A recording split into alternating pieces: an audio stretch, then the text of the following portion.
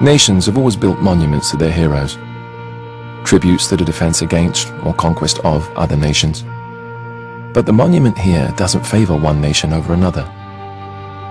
It is the first of its kind to commemorate the enduring survival of a species, our species. More importantly, it commemorates the man who gave the world faith, who gave humanity a future, who made mankind believe again. Master Chief Petty Officer John-117.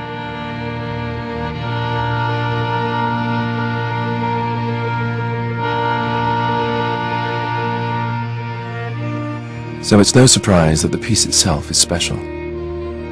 Begun 3 years ago in 2607, the monument is a diorama built entirely by hand. It is a three-dimensional snapshot of the battlefield and the soldiers who took to it that day.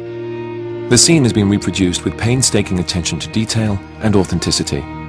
Only the men and women who were there know it better. Today, we go behind the scenes to see its creation. To ensure historical accuracy, the boot camp induction scans of every Marine involved in the battle were obtained from the United Nations Space Command records. In this way, the artists were able to place the right face to the right soldier. After each face is completed, it is matched to a body which has been rendered complete with uniform and body armor, then carved by hand. It was the artist's vision for this tribute to humanity that each piece be shaped by the hand of man, without the aid of robotic model-making systems.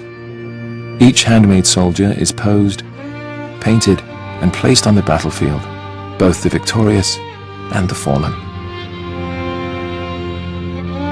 Based on topographical maps of the day, the artists are able to replicate each hill, each plateau, and each ravine to near exact specifications. But one of the real marvels is in the cityscape itself. After fighting had ceased, meta-archaeologists unearthed the city's building archives. In them were found perfectly preserved architectural blueprints of every structure in the city. But the challenge was not to merely rebuild the structures, it was to tear them down as well. Artists worked from the city plans to recreate the destruction caused by the fierce fighting, from each bullet hole to each piece of exposed rebar. Finally, our enemies were also rendered with extraordinary detail. Covenant corpses that had been recovered after the battle provided the models for these fearsome recreations. To complete the picture, authentic Covenant weapons and armor specs were accessed to fully outfit the warriors. Once the Covenant are placed opposite the Marines, a clear image begins to take shape out of the fog of history. We see how we were outnumbered, outgunned, outmatched, and seeing that, we realize the importance of the monument. On that day, half a century ago, our species was pushed to the crumbling edge of extinction, and as we teetered on that precipice, staring down into the abyss, a hand reached out, pulled us back from the brink, and gave us hope. The hand of a hero.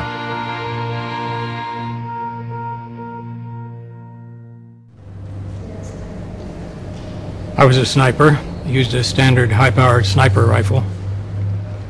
At 600 yards, it would go through about 13 feet of flesh and bone.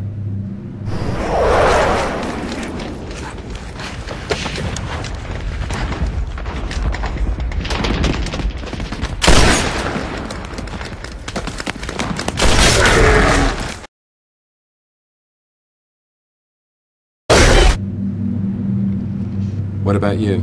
Well, I used a shotgun. Could you tell us a bit about that one? This one, sure. We saw a lot of these. This is an old Covenant weapon. It's a spike rifle. We call it the Spiker. And who used it? Well, the brutes mostly. Can you show us how it works? Sure. They used it as a handgun. That's heavy. Holding an enemy weapon like this feels... I don't like it. If If you'd have told me a few years ago we would be here in this place talking about this, I would have said, no way, it's not going to happen. If there's one reason why we're here,